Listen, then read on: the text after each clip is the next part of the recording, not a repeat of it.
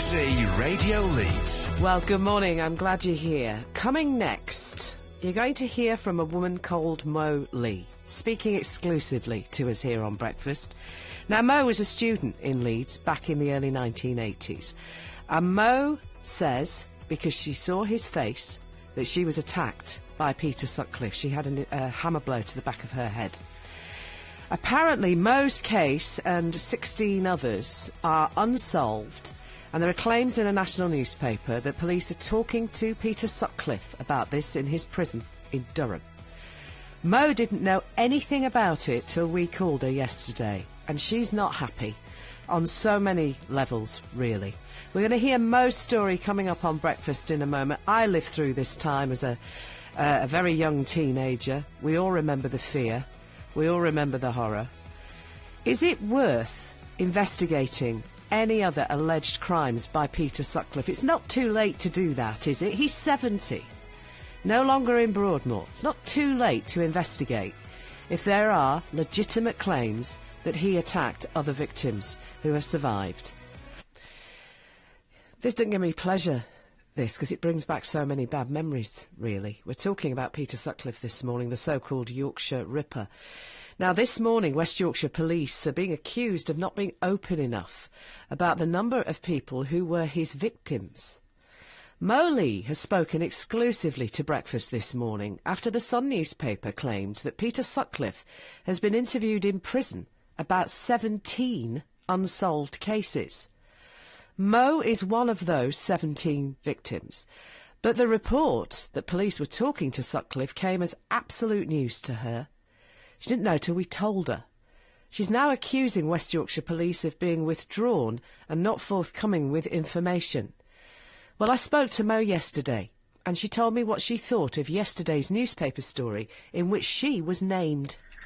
It's not the best way to start the week, for sure. You'd often hope that the West Yorkshire Police would have their eyes on the press around this story. I phoned them up, but I've not had anything back from them. So if there's 17 others, that's very alarming. And it's almost like re-victimising me again. You know, I'm a survivor, and I'm a proud survivor. But the way this is, you know, taken to it's the media who show the interest in the story, and the police, of course, are very withdrawn and not forthcoming in terms of what's happening with the review of the investigation that's taking place. So I understand that they can't give out, the amount of people, but what this does is it raises more questions. And the question that always comes to my mind is, why have they knowingly withheld this information every year, every decade? And the Home Office withheld the information that was contained in the Byford and Stanford reports about these other victims, including myself, and why they continued to withhold that information and keep it from the public domain until quite recently they've been forced to because of the public interest. Why they've insisted on not talking about it publicly, it would have been better for them. So I'm correct, am I, that should the police now be speaking to Peter Sutcliffe? As I say, they won't confirm or deny. Well, I think they should. I think they definitely should speak to Peter Sutcliffe. I think they should consider the victims of this and the survivors of this and keep them informed more than the press and Sutcliffe. We seem to be like third in the line, as usual. And I think they should, but I doubt very much at this stage, 35 years on and more, that he's going to remember anything, because to him it was a habit and it wasn't anything necessarily out of the ordinary that he would recall. Mo, so I know left it too late. I know it's difficult, but can you tell me what happened to you?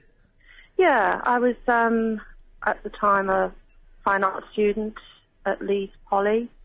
In my final year, I went to a little pub in Headingley, the student quarter of Leeds, to plan and celebrate my 21st birthday, which was forthcoming that month. And I left the pub early with friends, and I had to take a shortcut through the university in order to get an early bus before kicking out time. And when I was crossing through Hillary Place onto Woodhouse, I think it's Woodhouse Road, I'm not too sure of the exact location of the road, I was called from from behind me by a young man who seemed to know me, very familiar. And I walked towards him thinking, oh, yeah, he's obviously a friend from university or a student at pub or whatever. And then he started to chat really friendly. He was holding himself extremely strangely, like he was clutching onto his jacket. And I sensed danger and started to run, and terror kind of kicked in, and my knees went to jelly, and I started to run, and I could hear his footsteps getting quicker and quicker behind me. And before I knew it, this massive blow to the top of my head, and I saw the pavement coming towards me. And that's all I remember of it. I was knocked unconscious. And may I ask why you're so sure? And clearly this would have to... I saw him. I was an eyewitness. I saw him. I know it was dark, and I couldn't recall the beard, but I could recall the hair, and I could recall the eyes. And it wasn't until later, when the TV photographs came up, high-res photographs of him leaving the police van to go into the court at the Old Bailey, that's when I recognised him. And I phoned the police.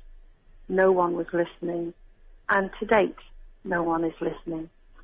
What would you like to say? Should this investigation be going ahead as reported in The Sun on Monday, what do you want to say to West Yorkshire Police?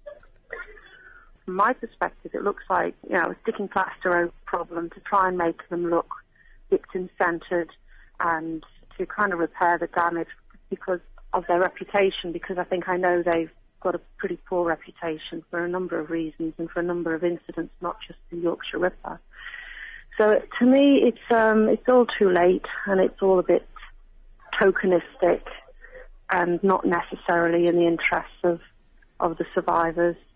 I think they would endeavour to get a confession. I doubt that would ever happen, and I've never been told that they will investigate. So we can speculate, but it's not nice not knowing for sure. 99.9% of me knows it was him because I saw him. But what the West Yorkshire Police have left me with is a very toxic 0.1%, which makes you think, well, if he didn't do it, who did? And if he didn't do it, who is still out there and could follow me and try and finish off the job? That's what I've had to live with. Well, that's Moley, and that attack happened in 1980, 35 years ago.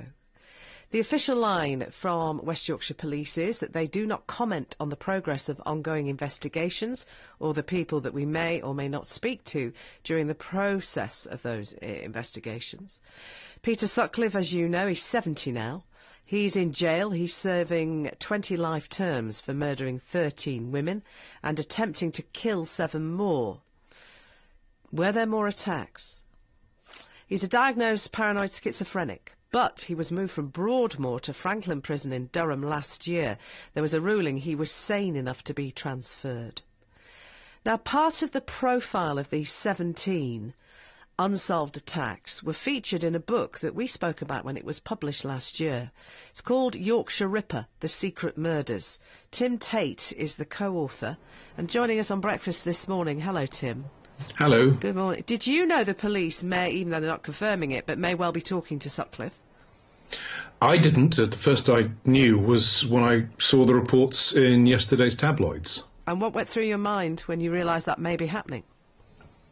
It's about time, was what went through my mind. They've had this evidence for decades. It's not just one report. 3 separate reports, official reports, have all said Sutcliffe attacked and killed many more women and indeed men than he was ever convicted for. They've had this information, they've had the evidence, and they've just done nothing with it for decades. So I get a bit confused, because the Byford investigation, which happened 2 years after he went to jail, he said a lot of things, but he said that it was unlikely there were any other victims, and that was the official investigation following this prolonged search for Sutcliffe. Well, we need to be a bit cautious about the Byford inquiry. The Byford report, Sir Lawrence Byford was from Her Majesty's Inspectorate of Constabulary. He carried out a detailed investigation at the request of the Home Office. That report was suppressed in its entirety until 2006. Even in 2006, significant portions were redacted.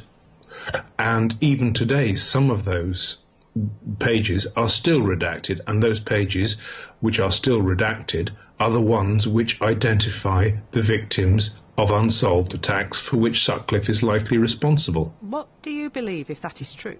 The motivation for not being open and honest about Mo's story or 16 other stories, men and women, or indeed the findings of an official report commissioned. So why would anyone want to do that? I wish I could answer that for you. I can't see inside West Yorkshire Police's head. All I can tell you is that when I and my co-author, Chris Clark, who's a former policeman himself, whenever we have approached West Yorkshire Police for information, quite legitimately, we have been rebuffed. They have been remarkably obstructive, even to the point when they admitted in the wake of our book that they were carrying out a cold case review, as they put it, and had conducted interviews with surviving victims and family members. We asked a simple question in a Freedom of Information request: how many interviews? And they said, well, we're not going to tell you that either. I don't understand it. I simply do not understand it. From your research, then, we heard Mo's story and what she would like. And I should say that Mo's one of the cases we feature in the book with Mo's permission. When you know of the other cases, what do you think those alleged victims want? Tim, what do they want?